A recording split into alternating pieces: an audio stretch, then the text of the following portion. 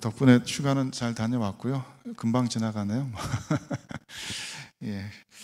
휴가 중에 제가 우연히 어떻게 동영상을 보면서 알게 됐는데, 지금 현대 사회 여러 국가에서 외로움의 문제를 국가적인 차원에서 다루고 있나 봐요. 코비드 이후로 자살하는 사람들도 많고 또 고독사 하는 사람들도 많아서 이게 더 이상 개인적인 문제가 아니다라는 그런 의식들이 생기고 있는 것 같습니다. 그래서 영국에서도 보니까 이게 안 넘어가네요. 영국에서도 2018년에 세계 최초로 Minister for Loneliness, 외로움부 장관을 저렇게 임명을 했다 그러고요. 또 일본에서도 저렇게 2021년 2월에 고독 고립 담당 장관 임명하고 저 고독 고립 대책실을 출범시켰다고 합니다. 이제는 이게 온 사회가 함께 나서야 될 좀 사회 구조적인 문제다, 이런 얘기를 하고 있는 것이죠.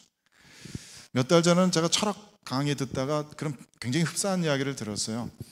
우리나라 철학자분이 하시는 말씀인데, 우리나라가 예전에는 이제 농사 짓는 사람들이 대부분이 그런 농경 중심의 사회였잖아요. 그래서 이런 외로움이나 고립감 이런 것들이 우리들에게 사실 그렇게 와닿는 얘기가 아니었단 말이에요. 늘 동네 사랑방이 있고 동네 이웃 사촌들이 그냥 늘 가족처럼 서로를 돌보고 그러면서 살아왔으니까 외로움의 문제가 우리 전통 문화에서는 있을 수가 없는 문제였는데, 몇십 년 전부터 도시 중심의 사회로 변화되면서 그 분위기가 굉장히 많이 달라졌다 이거죠.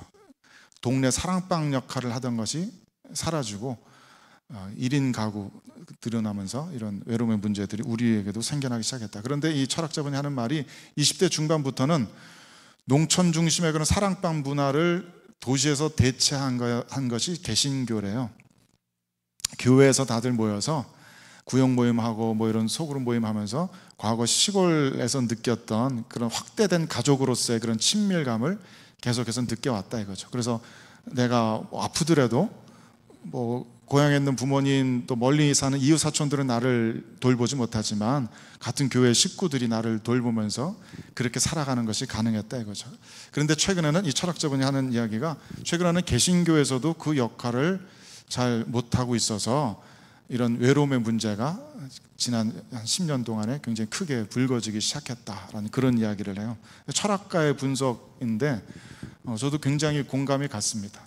그러면서 한편으로 생각하는 것은 또 더군다나 특히 우리 같은 이민교회에서 우리들이 교회로서 해야 될 일들 중에 그렇지 이런 것이 분명히 있지라는 것을 다시 한번 좀 생각하게 됩니다. 꼭 우리가 종교적인 역할만 감당하는 것이 아니라 서로를 돌볼 수 있는, 또 서로를 케어하고 서로 사랑을 나눌 수 있는 공동체를 형성하는 것, 이것 자체가 우리 기독교회가 세상을 향해서 줄 수 있는 굉장히 커다란 일들이다, 이런 걸 다시 한번 좀 자각하게 됩니다.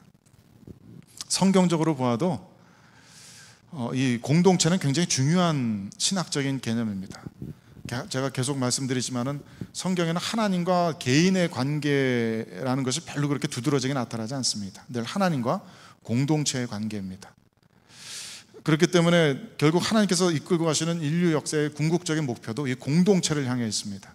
어떤 한 사람 한 사람을 개인적으로 구원하시는 게 하나님의 목적이 아니라, 하나님께서 하나님 나라의 백성의 그 그림을 그려놓으시고 그 공동체 속으로 사람들을 불러들여서 정말 이 삼위일체 하나님의 사랑의 연합을 흉내낸 그런 사랑의 공동체를 만들면서 온 인류가 살아가는 것, 그것이 결국 하나님의 궁극적인 목표입니다. 그러니까 이 공동체는 우리 크리스천들에게 굉장히 중요한 이슈인 것이죠. 그래서 우리가 교회로서 세상에, 특히 이 킹스턴 한인 커뮤니티에 전해줄 수 있는 하나님의 가장 큰 은혜 중에 하나는 바로 우리들 자신이다, 공동체이다, 그런 생각을 좀 다시 해보게 됐습니다. 우리는 우리 스스로 가족처럼이 아니라 가족으로서의 공동체를 만들어내야 하고, 또 그런 우리들의 공동체를 바깥을 향해서 활짝 열어주어야 합니다. 그래서 우리 이웃들을, 함께 살아가는 이들을 끌어안고 보듬고 환대하고 보살필 수 있어야 합니다. 그래서 저는 오늘 본문에서도 그 이야기를 다시 한번 확인하게 되는 것 같아요. 이 사도행전 쓴 누가가 우리들에게 보여주는 이 이야기는 바로 그런 이슈를 우리들에게 전달해 주고 있다고 생각합니다. 지금 사도 바울과 그 일행이 로마에 드디어 입성하는 그런 이야기를 들려주고 있지만, 동시에 누가는 그 이전까지 세상에 존재하지 않았던 인종과 문화의 장벽을 뛰어넘는 전혀 새로운 공동체의 모습을 우리들에게 보여주고 있어요. 오늘 그 본문을 좀 함께 좀 살펴봅시다. 지도를 보시면은 좀 이해가 좀 쉬우실 텐데, 이게 사도 바울의 예루살렘에서 붙잡혀서 로마까지 가는 그 길입니다. 그래서 왼쪽 제일 밑에 보면은 지도에 거의 보이지 않게 조그만 섬이, 그게 이제 멜리데 섬이에요. 그래서 풍랑에 막 시달리다가 죽을 고비를 넘겨가면서 간신히 저 멜리데 섬, 조그만 섬에 도착을 한 것이죠. 그래서 이곳에서 뱀에 물리기도 했고, 또 이곳에 원주민 보블리오 부친과 다른 원주민들을 치유해주는 그런 일도 있었습니다. 때가 겨울이었기 때문에 여기서 이제 함부로 감히 이제 더 나가지는 못하고, 여기서 겨울을 나고서 아마도 한 2월, 3월 된 것 같은데, 날이 조금 따뜻해지니까 바로 이제 이집트의 알렉산드리아 밑에, 오른쪽 밑에 이렇게 있습니다. 이집트에서, 알렉산드리아에서 온 그 배를 타고서 로마를 향해서 가는 것이죠. 그래서 그 멜리데 섬 바로 위에 있는 시실리 섬에 수라구사 항구에, 시라큐스 항구에 도착합니다. 거기서 3일간 머무르고 다시 또 남풍을 타고서 이탈리아 반도의 레기온 항구까지 들어가서 하루를 머물고, 그 다음 날에 저 보디올이라는 곳까지 도착을 한 거예요. 그래서 14절 후반부에 보면은 누가가 쓰기를, 그래서 우리는 이와 같이 로마로 가니라 라고 이렇게 썼습니다. 지금 이게 이제 그 보디올에 도착했을 때 일입니다. 우리말로는 이제 로마로 이제 간다 라고 되어 있지만은 대부분의 영어 성경은 저렇게 번역하고 있어요. Thus we came to Rome. 우리는 로마에 이렇게 왔다. So we came to Rome. 뭐 이런 식으로 번역들을 했습니다. 그 원어가 이렇게 간다는 뜻도 되고 arrive 했다는 뜻도 되기 때문에 그렇게 양쪽 다 이렇게 번역을 할 수 있는데, 아마 이렇게 번역하는 게 더 맞을 것 같아요. 사실 아직 이 보디올에서 로마까지는 한 200여 킬로 더 남아있는 거리거든요. 지도로 보면 더 가까이 확대해서 보면 이렇습니다. 저 이탈리아 반도 중간에 저기 보디올이고, 로마까지 아직 한 200여 킬로 더 가야 돼요. 그러니까 킹스턴에서 토론토 정도 거리 아직 남은 거죠. 하지만 이제부터는 육로로 움직일 수 있으니까 이제 그 거칠었던, 정말 생명까지 위태로웠던 그 모든 항해가 끝났다는 안도감을 이 누가와 바울의 일행이 느끼고 있는 것 같아요. 그래서 이렇게 표현한 것 같습니다. 이제 이렇게 우리는 드디어 로마에 거의 다 왔다, 이렇게 얘기하고 있는 것 같아요. 사실 로마에 도착하기까지 얼마나 험난한 긴 여정이었습니까? 하나님께서 사도행전 23장에서 벌써 네가 그 예루살렘에서 나의 일을 증언한 것 같이 로마에서도 나의 일을 증언하리라 하신 그 말씀을 주신 이후로 예루살렘에 돌아가기까지, 또 예루살렘에 돌아가서 유대인들에게 붙잡혀서 고초당하고, 또 가이사랴에 죄수신 분으로 2년 동안 시간을 이렇게 웨이스트 해가면서, 그리고 나서 이 긴 험난한 항해를 거쳐서 이제 여기까지 이렇게 도착한 거예요. 그러니까 정말 이제 정말 다 왔다. 이제 로마에 오는 여정이 끝나가고, 이제 정말 하나님께서 나에게 주신 로마에 가서 말씀을 전해야 한다라는 그 말씀이 이제 이루어지기 직전에 있구나라는 그런 안도감을 이들 모두가 느꼈던 것 같습니다. 그래서 이곳 보디올이라는 곳에서 이 사도 바울 일행이, 그러니까 누가와 또 중간에 합류했던 아리스다고와 사도 바울과 이 사람들이 아마도 백부장 율리오가 배려를 해줬으니까 그랬겠지만은 일주일 동안 여기서 머물면서 쉬게 됩니다. 그래서 그 일주일 동안 머무는 가운데 이 도시에도 혹시 크리스찬들이 있는가 사도 바울 일행이 찾아보았고, 이곳에 있는 이곳에 있는 크리스찬 형제들을 만나서 이들의 환대를 받으면서 이들의 집에서 일주일 동안 머무르게 되는 것입니다. 사실 이렇게 낯선 도시에서 생판 알지 못했던 크리스찬 형제들 만나서 여행을 계속할 수 있었던 그런 일들은 그 전에도 계속 있었죠. 3차 선교여행 마치고 예루살렘 돌아가는 길에도 계속해서 낯선 도시에서 낯선 크리스찬 형제들 만나서 이렇게 환대들을 받아왔습니다. 두로에서도 제자들을 찾아서 거기서 일주일 동안 신세 주면서 머물렀었고, 또 둘레마이에서도 그랬고, 가이사랴에서도 그랬고, 이 믿는 형제들 만나서 그들의 환대 덕분에 여행을 계속할 수 있게 되었습니다. 근데 지금은 팔레스타인 그 지역이 아니라 이 머나먼 이탈리아까지 와서 같은 동족 유대인들도 아니고 인종도 다르고 얼굴도 다르고 문화도 다른 그런 이방인들, 하지만 예수 그리스도 안에서 형제된 그들을 만나서 전혀 새롭게 교제하면서 이들의 환대를 받으면서 일주일 동안 머물게 되는 거예요. 사실 이 보디올의 성도들이 어떻게 해서 신앙을 가지게 되었는지는 써 있지 않습니다. 아마도 오순절 성령 강림 사건 때 이 사람들도 예루살렘에 성지순례 갔다가 거기서 베드로의 설교를 듣고 왔든지, 아니면 그때 베드로의 설교 듣고 온 사람들에게 전해 들었든지, 그런 식으로 아마 복음을 들었겠죠.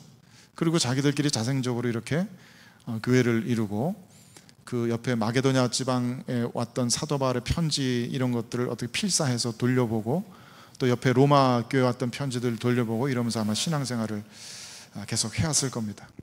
그러니까 분명히 사도 바울이 누군지 알고 있었을 거예요. 그리고 그뿐만 아니라 그가 얼마나 위대한 사도인지, 그가 하나님 나라의 복음을 전하기 위해서 얼마나 모진 고생을 다하면서 이 여행을 해오고 있는지, 이 사도 바울을 통해서 얼마나 크고 높고 깊고 광대한 하나님 나라의 복음의 진리를 배웠는지 이들은 기억하고 있을 겁니다.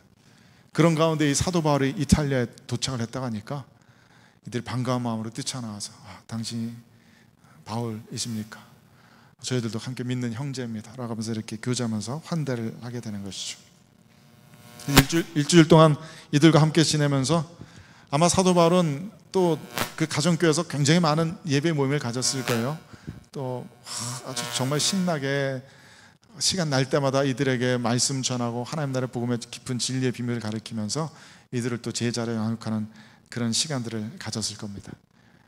그리고 그 일주일 사이에 아마 누군가가 로마로 달려가서 아마 소식을 전했던 모양이죠. 사도 바울이 여기까지 왔습니다. 그래서 15절 말씀 보면은 로마의 형제들이, 로마의 성도들이 사도 바울 일행의 소식을 듣고 아비오 광장과 트레이스 타베르네까지 맞으러 왔다라고 되어 있어요. 여기 아비오 광장은 로마에서 한 50km, 트레이스 타베르네는 한 60km 떨어진 그런 정도 거리더라고요. 그러니까 킹스턴에서 토론토까지 가다가 오샤와나 에이작스 그 정도쯤까지 토론토의 성도들이 맞으러 나온 거예요. 근데 재미난 것은 요 트레이스 타베르네입니다.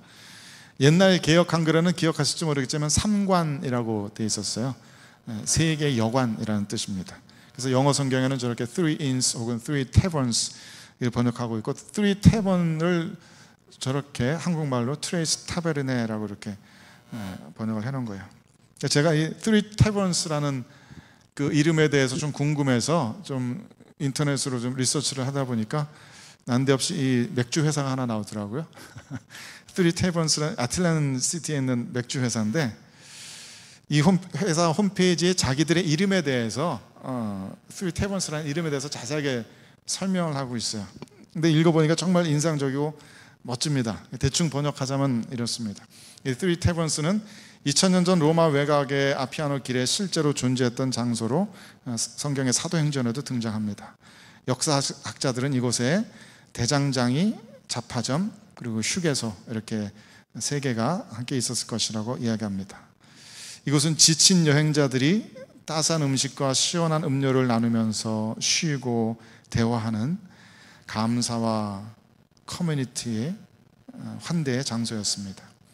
그래서 이 Three Taverns의 테이블에 모여서 음식과 음료 그리고 삶을 나눌 때 우리는 인간으로서 최상의 모습으로 빚어진다고 우리는 믿습니다. 그렇게 써놨어요. 마지막 문제는 저 전체 글에서는 이게 마지막 문제는 아니지만은 되게 인상 깊었습니다. 서로 낯선 사람들이지만은 여행길에서 지친 여행길 끝에 함께 테이블에 모여서 음식을 나누며 음료를 나누며 서로 인사하며 서로의 삶을 나누는 그때 우리는 인간으로서의 최상의 모습이 된다. 이런 이들의 철학이 아주 멋지게 느껴집니다. 아마도 기독교적인 영향이 있으니까 이름을 저렇게 해놨겠죠. Three Taverns는 그런 장소였고, 실제로 사도 바울에게도 그런 장소가 되어버렸습니다. 이 Three Taverns까지 가서 지쳤던 몸과 마음을 이 로마 성도들의 환대를 받으면서 기쁨과 감사로 채울 수 있는 그런 곳이었어요. 그래서 이곳 Three Taverns에서 로마 교회 성도들이 이들을 맞으러 왔다라고 쓰고 있는데 굉장히 의미심장한 단어입니다. 아판테시스라는 단어인데, 제가 전에도 예수 그리스도의 재림에 대해서 설명하면서 한번 말씀드렸는데 신약 성경에 딱 3번 등장하는 단어예요. 아판테시스라는 단어. 첫 번째는 마태복음의 25장 말씀에 등장하고요, 열처녀의 비유, 신랑이 올 때 신부들이 계속 기다리다가 신랑을 맞으러 나간다는, 그때 쓰이는 단어고요. 또 한 번은 오늘 본문에서 쓰였고, 마지막으로는 데살로니가전서, 제가 위에 잘못 썼네요. 데살로니가전서 4장 17절 말씀에 영접하다라는 단어를 쓰였습니다. 주님께서 재림하실 때 공중에서 살아남은 성도들이 주를 영접한다 할 때 그 단어를 쓰고 있어요. 그래서 전천년주의자분들이나 이런 휴거를 믿는 분들은 저렇게 우리가 들려 올라가서 그 공중에서 1000년 동안 사는 것으로 이해하지만은 저 단어의 뜻이 오늘 사도 바울 이 이야기의 콘텍스트 나오는 그런 의미입니다. 맞으러 가서 같이 들어오는 그런 것을 나타내는 단어입니다. 주로 옛날 황제들이 자기가 다스리던 여러 도시들을 방문할 때 이 단어를 썼어요. 황제가 어떤 도시를 방문하면은 그 도시의 대표자들이 성 밖까지 나아가서 환영하면서, 성대하게 환영하면서 황제와 함께 성 안으로 들어올 때 바로 이 단어를 씁니다. 그러니까 지금 로마에 살고 있는 성도들은 이 왕이나 개선장군 맞이하듯이, 마침 이 아비오라는 그 길도 로마의 개선장군들이 개선하던 그 길이라고 그래요. 마치 그 개선장군을 맞이하듯이 혹은 왕을 맞이하듯이 사도 바울을 맞으러 나가서 사도 바울과 함께 다시 로마로 입성하게 되는 것입니다. 물론 그 당시 죄수를 호송할 때는 군사 한 명이 쇠사슬 수갑 나눠 차듯이 쇠사슬 묶고 죄인 손에 한쪽 묶고 함께 이렇게 움직이게 되어 있었기 때문에 세상 사람들 눈에 보면 그냥 죄수를 호송하는 모습처럼 보일지 모르지만, 이 로마 교회 성도들의 모습에는 이 사도 바울이 하나님 나라의 복된 소식을 가지고 로마로 입성하는 그런 영광스러운 모습처럼 그렇게 표현하고 있는 것입니다. 그러니까 성도들이 이 사도 바울을 보면서 얼마나 기뻐하고 또 감사하는 마음으로 환영했을지 짐작할 수 있는 그런 표현입니다. 그러니 사도 바울도 성도들의 그런 모습을 보면서 하나님께 감사하고 담대한 마음을 얻었다라고 이렇게 표현하고 있는 거예요. 사도 바울은 더더군다나 이방인들의 사도 아닙니까? 학자들이 계산하는 것에 따르면 사도 바울이 선교여행 다니면서 돌아다녔던 거리가 약 2만 킬로가 넘는다 그래요. 지구 너비의 절반 거리입니다.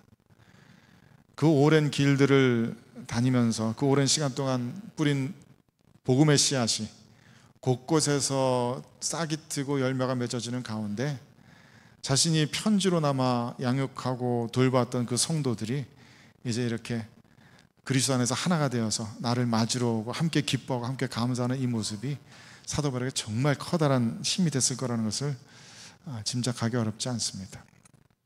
자신이 뿌린 씨앗의 열매를 일부나마 이렇게 스스로의 손으로 거둘 수 있는 복은 정말 복된 것입니다.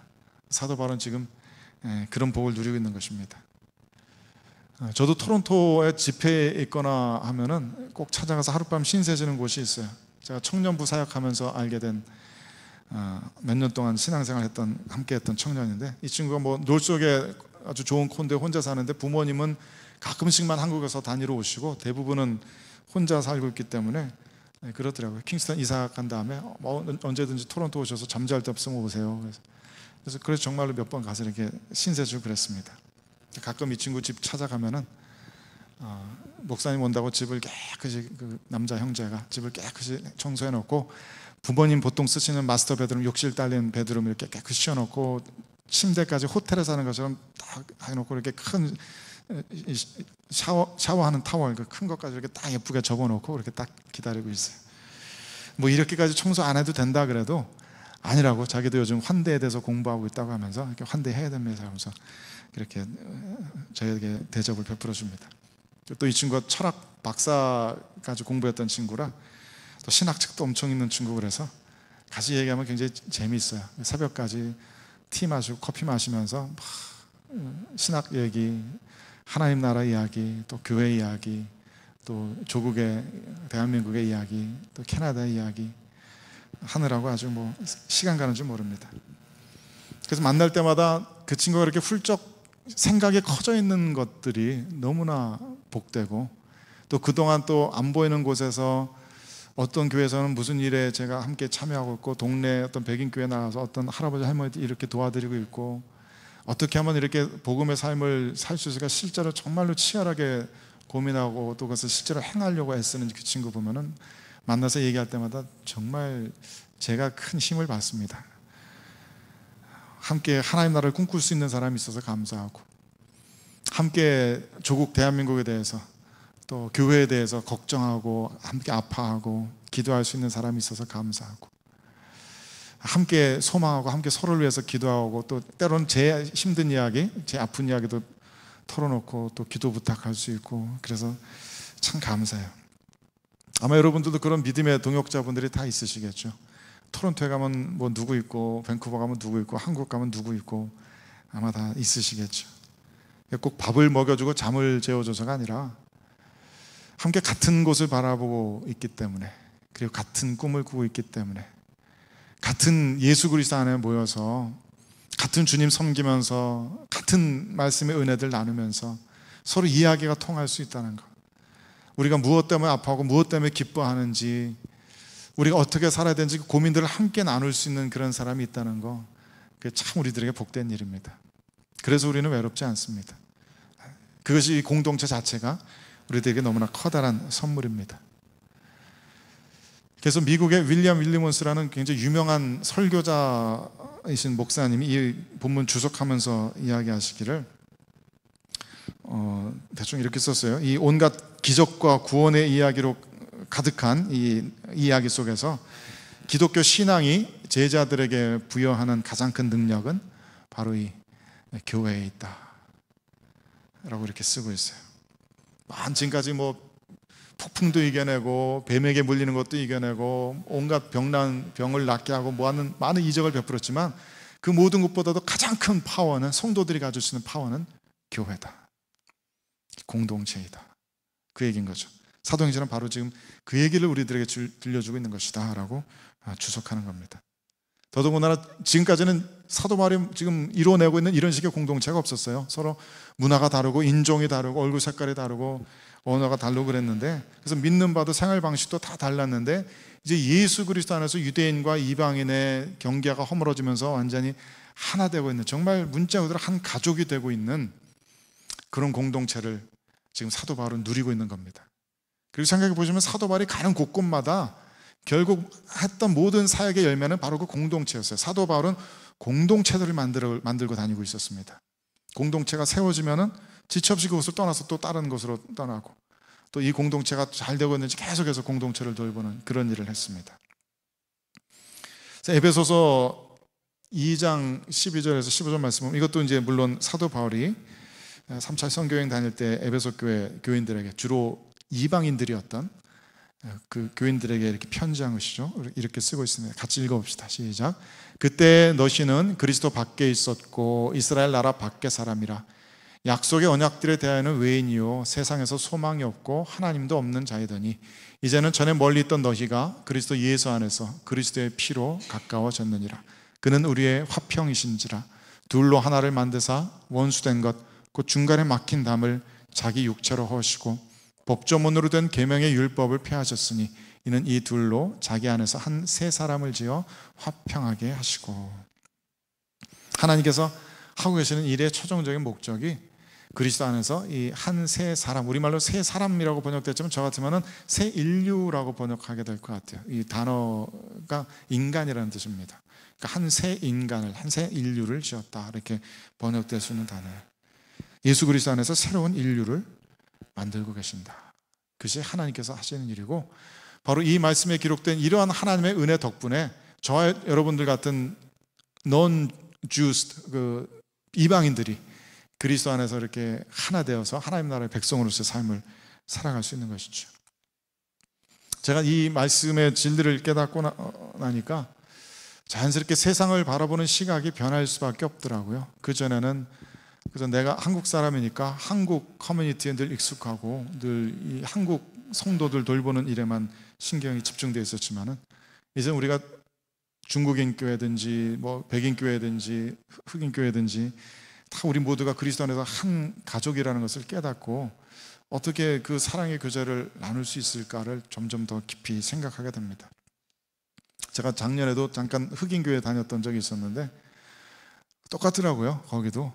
거기 권사라는 직분은 없지만 그 흑인 교회도 그런 분들이 계시더라고요. 누가 봐도 권사님이다 싶은 분들 계세요. 예배 시간 제일 먼저 오셔가지고 막 의자에 앉아서 무릎 꿇고 예배를 위해서 막 혼자 기도하시는, 누가 봐도 권사님 같은 그런 분이 계세요. 찬양팀이건 음향팀이건 열심히 봉사하는 그런 젊은 청년들이 있고, 애기 얻고 막 애기 들쳐갖고 와서 찬양팀 연습 열심히 하고 열심히 찬양하는 그런 우리 성도들이 있어요.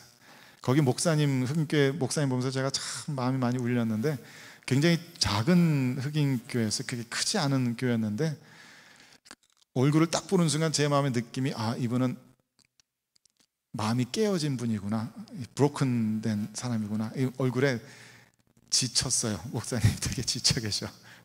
그런데도 매주일 동안 몇 명 되지 않는 제자들 모아놓고 성경을 창세기부터 요한계시록까지 계속 반복적으로 풀어주고 계세요. 예배는 따로 드리고 앞에 성경 공부하고 성경 끝나면 바로 또 예배 드리고, 말씀, 제가 흑인교회 가지고 있었던 그런 선입견과는 다르게 정말 열심히 성경을 풀어서 전달하는 그런 일들을 열심히 하고 계시더라고요. 사역의 열매들이 이렇게 막 눈에 띄진 않지만, 그래서 아마 굉장히 많은 절망도 있을 테고 굉장히 많은 아픔도 아마 그 목사님한테 있으리라고 생각되지만, 그냥 그 지친 마음 가지고, 깨어진 마음 가지고 계속해서 차근차근 하나님 나라를 읽어가고 계시는 그 모습 보고 제 마음의 울림이 굉장히 컸습니다. 그 교회가 너무 사랑스러워 보이더라고요. 제가 아웃사이더로서 이렇게 보면서 너무 사랑스러워 보이더라고요. 기독교에서 말하는 구원은, 계속 반복해서 말씀드리지만, 결코 어떤 개인적인 차원에서 이루어지는 것이 아닙니다. 기독교에서 말하는 구원은 하나님 나라의 공동체에 편입되는 사건입니다. 하나님께서 만들고 계시는 그 공동체에 멤버십을 가지게 되는 사건이에요. 우리가 진실되게 신앙 고백하면서 삼위일체 이름으로 세례를 받을 때, 우리는 이 지역교회에 편입될 뿐만 아니라 우리가 사도신경으로 고백하는 그 거룩한 공교회, 세상과 구별된, 그리고 모든 시간과 지역을 초월한 그 단 하나의 교회의 멤버십으로 우리는 들어가는 것입니다. 이 성경에 나와 있는 이 수많은 신앙의 영웅들, 그들과 같은 공동체로 우리는 들어가는 거예요. 그리고 그 거룩한 공교회 멤버들이야말로 장차 주님께서 재림하시고 나서 완성될 천국을 채울 하나님 나라의 백성들입니다. 선택받은 사람들, 인류입니다. 그곳에서 우리는 삼위일체 하나님의 그 사랑의 형상을 반영하는 그런 참다운 의미로서 하나님의 형상을 닮은 인류 공동체로서 우리는 살아가게 될 거예요. 우리는 그 삶을 지금 미리 살아가고 있는 겁니다. 휴가 떠나기 직전에 어떤 집사님으로부터 아주 감사한 기도 응답의 기쁜 소식을 들었어요. 저도 막 기도하면서도 이게 과연 될까, 도저히 탈출구가 보이지 않는 그런 상황이었는데도 정말 하나님께서 기적적으로 기도 응답을 해주셨더라고요. 그래서 일부 예배 마치고 그 집사님에게 그 얘기 들으면서 집사님도 울고 나도 울고, 함께 많은 분들이 기도해 주셨어요 라고 그 집사님 고백해 주시는데 너무 눈물이 울컥 나더라고요. 그렇게 고백해 주는 집사님에 감사하고, 또 아침마다 자리 지키면서 아마도 그 집사님에서 기도해 주셨을 기도의 동역자들이 감사하고, 무엇보다 우리들의 기도를 정말 기적적으로 신실하게 이렇게 아직도 듣고 계시고 일하고 계시는 하나님께 너무 감사했습니다. 서로가 서로를 위해서 기도할 수 있는 우리들이 참 감사했어요. 우리들 삶에 무슨 일이 생기든지, 어떤 힘든 일이 생기든지 함께 그 문제를 나눌 수 있고 함께 하나님 앞에 간구할 수 있는 그 공동체가 우리들에게 얼마나 큰 복인지 모르겠습니다. 우린 그렇게 함께 교회를 이루고 있습니다. 교회는 인간적인 생각, 눈으로 보면 참 부족한 것도 많고 허술한 것도 많고 그렇게 보이겠지만, 하나님께는 정말 아름다운 그런 영광스러운 공동체인 줄로 믿습니다. 교회에 허락된 그 모든 영적인 축복들이 우리 모두에게 늘 풍성하게 체험될 수 있게 되기를 주님의 이름으로 다시 한번 축원드립니다.